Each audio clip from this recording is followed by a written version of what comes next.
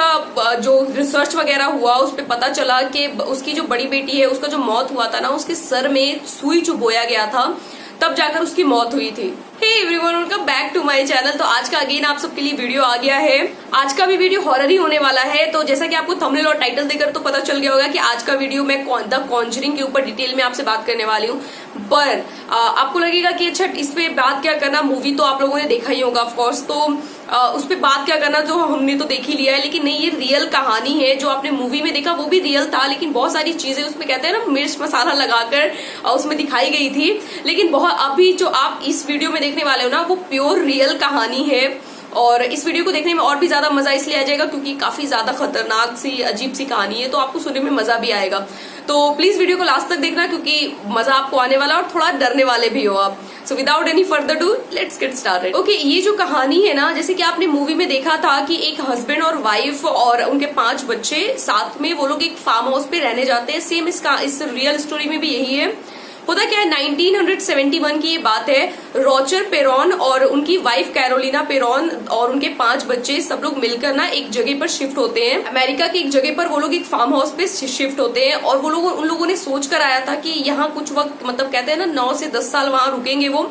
क्योंकि नॉर्मली कोई भी अपने घर में जाता है, नया नया शिफ्ट होता है, तो वो लोग ये तो नहीं सोचता कि बस हम 1 साल के लिए आए हैं, 2 साल के लिए आए हैं। तो लोगों ने बहुत लंबा सा लिस्ट लेकर आया था कि हाँ इतने वक्त तक हम वहां रुकेंगे। लेकिन उनको पता नहीं था कि उनके साथ क्या क्या होने वाला है। जब वो वहां रहने आए थे ना, उसके कुछ दिन के बाद ही उनके साथ साथ ना अजीब अजीब सी घटनाएं होने लगी। मतलब कहते हैं ना पैरानॉर्मल एक्टिविटीज वो लोगों ने नोटिस करना शुरू किया। कभी उनके घर के शीशे टूट जाते थे, कभी बिन मौसम बरसात बोले तो हवा चलने लगती थी और अजीब अजीब सी आवाजें भी आती थी। लेकिन फिर भी उन लोगों ने इस चीज को इग्नोर कर दिया कि हाँ ठीक है होता होगा, क्योंकि नॉर्मली हमारे साथ भी ऐसा होगा तो हम लोग इतना नहीं सोचेंगे कि हमारे साथ क्या होने वाला है। तो लोगों ने इन सारी चीजों को इग्नोर कर दिया। तो घर में इतनी सारी पैरानॉर्मल चीजें उन्होंने नोटिस किया ना, तो उनको कहीं और से भी ये चीज पता चला था कि हाँ इस घर में कोई स्पिरिट है। और उन्हें ये लगता था ना कि उनके घर पे बच्चों की आत्मा है, मतलब बच्चों के स्पिरिट्स है। और ये लोगों ने उसको इतना ज्यादा सीरियस नहीं लिया, क्योंकि वो लोगों ने नोटिस ये भी किया था कि वो जो आत्मा है, बच्चों की स्पिरिट है, वो उन्हें नुकसान नहीं पहुंचाते, बस उनसे बातें भी करते हैं। मतलब उनके बच्चों से वो जो स्पिरिट जो बच्चों के स्पिरिट थे वो बातें भी करते थे और बस उनको खेलते हुए भी देखते थे, बट नुकसान नहीं पहुंचाते थे। तो इन लोगों ने दूसरी जगह से भी यही सुना था। और जब वो लोग सामने देखने लगे कि अच्छा कुछ नहीं हो रहा, तो उन लोगों ने भी हल्के में ले लिया कि चलो कुछ नहीं होगा, ये बस ऐसे ही है। लेकिन जैसे जैसे वक्त गुजरा ना, ये चीजें और ज्यादा बढ़ती गई। मतलब कि अचानक से कभी दीवार पे जितनी भी तस्वीर होती थी अचानक से गिर जाना, शीशे का अचानक से टूट जाना। या फिर सबसे अजीब सी बात तो ये थी कि जब वो लोग बच्चे रात में सो रहे होते थे तो उनकी जो बेड थी वो अचानक से कितने ऊपर चली जाती थी। और मतलब बहुत ही अजीब अजीब सी चीजें उन लोगों ने नोटिस की और बहुत ज्यादा ये होने लगी। तो फिर उन्होंने ये फील किया कि नहीं अब कुछ ना कुछ किया जाए। लेकिन असल में मुद्दा ये था कि वहां बच्चों की आत्मा तो थी ही, लेकिन जो उनकी मेन थी ना, मतलब वहां एक औरत की आत्मा थी, जो कि औरत कह सकते हैं आपकी बहुत ज्यादा डेंजरस थी। और वो क्या करना चाहती थी, वो जो कैरोलिना थी, मतलब जो रॉजर की वाइफ थी, उसके बॉडी पे ना वो कब्जा करना चाहती थी। तो वो उसने पूरी कोशिश भी की। वो जो आत्मा थी, वो जो लेडी की जो स्पिरिट थी, उसने क्या किया ना कि कैरोलिना को बहुत ज्यादा तंग करना भी शुरू कर दिया। मतलब वो उसे सुई चुभोती थी या फिर वो जोर जोर से उसकी वाइफ रोने लगती थी या फिर बहुत ज्यादा उसने उसको परेशान करना शुरू कर दिया। तो ये सब जब बहुत ज्यादा होने लगी ना, तब रॉजर को लगा कि नहीं अब उसे कुछ ना कुछ करना चाहिए। तो उसने क्या किया ना, एड और वॉरेन लॉरेन को कांटेक्ट किया। अब एड और वॉरेन लॉरेन आपने तो मूवी में देखा होगा कौन थे, लेकिन उस वक्त की बात है वो जो थे ना, वो इस पैरानॉर्मल रिसर्चर्स एक तरीके से आप कह सकते हो। वो लोग बहुत सारी ऐसी जगहों पर जाके इन सारी मसले जो भी जैसे ये सारे जो एक्टिविटीज होते थे उन सारे का कहते हैं ना समाधान निकालते थे। तो वो बहुत ज्यादा हाईलाइटेड भी थे उस समय, उस वक्त पे।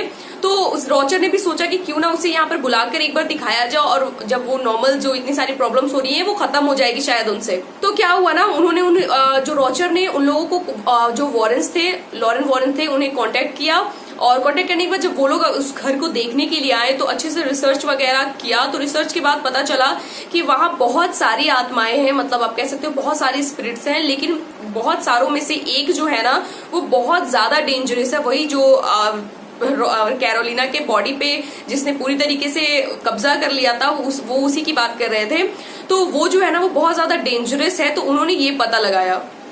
तो सभी मिलकर ना काफी कोशिश करने लगे कि वो जो हेड है, जो औरत है, वो आखिर है कौन, उसकी पूरी कहते हैं ना अतीत के बारे में बहुत कोशिश करने के बाद कुछ पता चला उन्हें। तो ये जो आत्मा थी ना, जो मेन हेड थी, उसके बारे में ये पता चला कि उसका नाम जो था वो बतशीबा था, बतशीबा थियोर। तो उसके साथ कहना था कि वो 1812 में उसका जन्म हुआ था और 1812 में जन्म होने के बाद 1844 में उसकी शादी हुई थी। जजन शिमन से उसकी शादी हुई थी। तो शादी होने के कुछ वक्त के बाद वो लोग जहाँ पे रहते थे वहां से कहीं और वो लोग सेटल हो गए थे। कहा जाता है कि बतशीबा का एक बेटा भी था और 3 बेटी भी थी। और लोगों के कहने के मुताबिक ये भी कहा जाता है कि बतशीबा की जो 3 बेटी थी, उनकी सभी की ना बहुत रहस्यमयी तरीके से उन तीनों की मौत हो गई थी। होता क्या था ना कि मौत हो जाता था, लेकिन हुआ क्या ना कि वहां के आसपास के लोगों में ये र्यूमर्स फैल गया, आई डोंट नो र्यूमर्स था या क्या था, कि जो बतशीबा है वो एक डायन है, क्योंकि वो ना अपने ही बच्चों को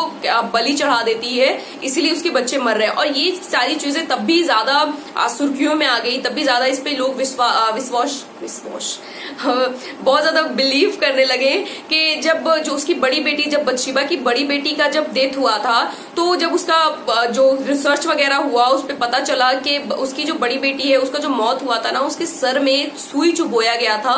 तो ये सारी चीजें हो जाने के बाद पुलिस को भी बहुत ज्यादा शक था बतशीबा पर, लेकिन क्या हुआ था, क्योंकि उसके खिलाफ कोई भी सबूत कुछ भी नहीं था, तो पुलिस कोई एक्शन नहीं ले सकती थी, तो वो बात वहीं दब गई। पर क्या हुआ, 1885 में 1885 में बतशीबा जहाँ रहती थी उसके फार्म हाउस के सामने एक पेड़ हुआ करता था। तो उस पेड़ पे ही उसके वो ना एक लटकी हुई पाई गई।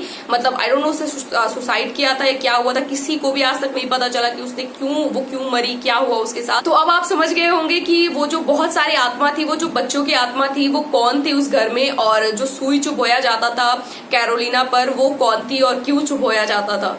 ओके, जब आप मूवी देखोगे ना तो उसमें दिखाया गया है कि उसने कुछ ऐसी प्रोसेस बोले तो कुछ ऐसा चीज किया था उसने, जिसमें वो सफल भी हुए थे भूतों से कांटेक्ट करने में और बहुत सारी चीजों में, बट रियलिटी में ऐसा नहीं था। जो कैरोलिना है ना, उसकी बड़ी बेटी ने ये चीज बताया था लोगों को कि हुआ था क्या ना कि उन जो लॉरेन वॉरेन थे, उन्होंने मिलकर सबके साथ एक प्रक्रिया की थी, जिस प्रक्रिया का नाम सांसा था, जिसमें कहा जाता है ना कि भूतों को बुलाया जाता था, स्पिरिट को बुलाया जाता था, उससे कांटेक्ट किया जाता था और उनसे पूछा जाता था जो भी सवाल रहते थे। तो जब उन लोगों ने सांसा की प्रक्रिया की तो वो लोग उसमें सफल भी हो गए, मतलब वो स्पिरिट आई भी, सफल भी हो गए। बट देखने को ये मिला कि कुछ वक्त के बाद ये सारी जो चीजें, जो पैरानॉर्मल एक्टिविटीज थी और भी सारी जो चीजें उसके घर में होने लगी थी, वो बहुत ज्यादा बढ़ गई थी और भी ज्यादा होने लगा इस प्रक्रिया, सांसा जैसी प्रक्रिया के बाद। तो इन सारी चीजों को देखकर जो रॉजर थे, उन्होंने सोचा कि अब लॉरेन वॉरेन से कुछ होने नहीं वाला, तो उन्होंने लॉरेन वॉरेन को कह दिया था कि आप मेरे घर से जा सकते हो। लॉरेन वॉरेन को भी लगा कि वो लोग कुछ नहीं कर पाएंगे, उनसे कुछ नहीं हो पा रहा है, वो लोग जो है ये सारी चीजों को कंट्रोल नहीं कर पा रहे हैं, तो उन लोगों ने भी छोड़ दिया और वो वहां से चले गए। रॉजर की फाइनेंशियल कंडीशन बहुत ज्यादा खराब थी, तो वो वहां उस घर को छोड़कर कहीं और भी शिफ्ट नहीं हो सकते थे। तो उन्होंने वही उसी घर में ये सारी चीजों को झेलते हुए पूरे के पूरे 7 साल निकाले। कैन यू बिलीव, 7 साल निकाले और ये सारी चीजें उनके साथ होती रही, पर वो कहीं जा नहीं सकते थे। लेकिन जैसे ही 7 साल के बाद उन्होंने जॉर्जिया में लिया एक घर और वहां वो लोग शिफ्ट हो गए। लेकिन कहा जाता है कि वहां भी ये सारी चीजें बंद नहीं हुई उनके साथ, हर वक्त ये सारी कुछ ना कुछ चीजें होती रहती थी। लेकिन ये सारी चीजें खत्म तब हुई जब कैरोलिना, मतलब जो रॉजर की वाइफ थी कैरोलिना, उसकी डेथ हो गई। वो जब मर गई ना, तो ये सारी चीजें खत्म हो गई। तो ये थी कहानी। कहा यह जाता है कि रॉजर की जो बेटी थी, मतलब उनकी 5 बेटियां थी, आपको जैसे कि पता है, तो उनमें से मुझे नहीं पता किस बेटी ने, लेकिन 2 बेटियों ने क्या किया था ना, ये सारी चीजें हो जाने के बाद एक बुक लिखी थी, अलग अलग बुक लिखा था, 1 या 2 बुक लिखा था। तो उसी बुक को देखकर द कॉन्जरिंग मूवी बनाई गई है। तो ये इसकी रियल स्टोरी थी। आई होप ये वीडियो आपको पसंद आया होगा, और ऐसी भी और भी कोई चीजें आप देखना चाहते हो मेरे कमेंट बॉक्स में कमेंट कर सकते हो। आज जिसका मैं इस वीडियो में नाम लेने वाली हूँ उसका नाम गौरी नैर है। आई होप उसका नाम गौरी नैर मैं सही ले पा रही हूँ। सो thank you so much Gauri. और अगर आप भी चाहते हो आपका भी नेम मेरी वीडियोस में, आने वाली वीडियोस में आए, तो प्लीज मेरे चैनल को सब्सक्राइब कर देना, इस वीडियो को लाइक कर देना और अपना नाम आप कमेंट में मुझे सजेस्ट जरूर कर देना, ताकि मैं नाम लेने में मुझे ज्यादा प्रॉब्लम ना हो। So thank you so much, bye bye, take care.